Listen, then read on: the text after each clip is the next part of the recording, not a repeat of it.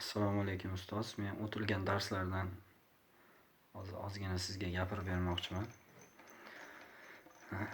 Maqom atamasi arabcha so'zdan olingan bo'lib, istiqomat, turar joy, o'rin degan ma'nolarni bildiradi. Musiqada esa kuy va ashulalarni tashkil etadigan tovushlarni o'rnashgan o'rni yoki pardalari degan ma'noni bildiradi. Shashmaqom 6 ga bo'linadi. Buzruk, rost navo, dugoh, segoh, iroq. Buzruk so'zi katta, ulug' degan ma'noni bildiradi. Rost so'zi haq, to'g'ri degan ma'noni bildiradi. Navo kuy, ohang degan ma'noni bildiradi. Dugoh 2 parda, segoh 3 parda, iroq mamlakat nomini bildiradi. Endi men sizga hozir Shashmaqomning mushkulot bo'limidagi kuylarni usullarini chalib beraman.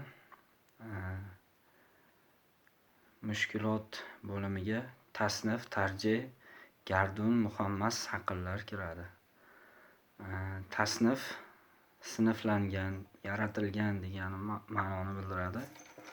Usuli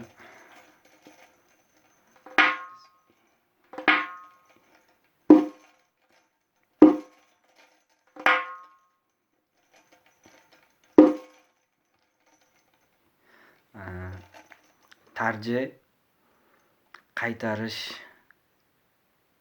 naqorat degan ma'noni bildiradi.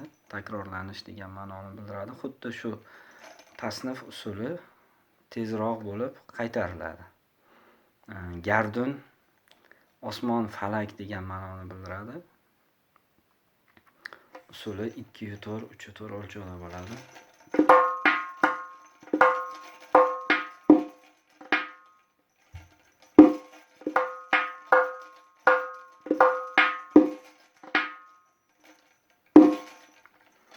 Muhammas 5lik degan ma'noni bildiradi. Usulining o'lchovi 2/4 bo'ladi.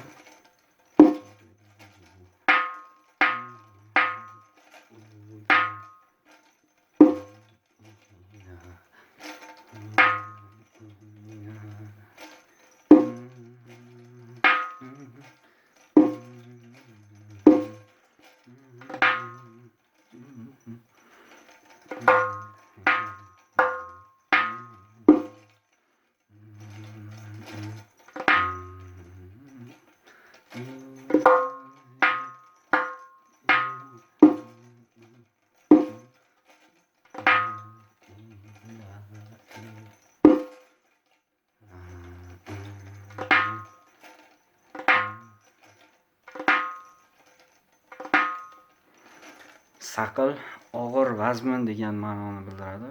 O'lchovi 2/4 bo'ladi.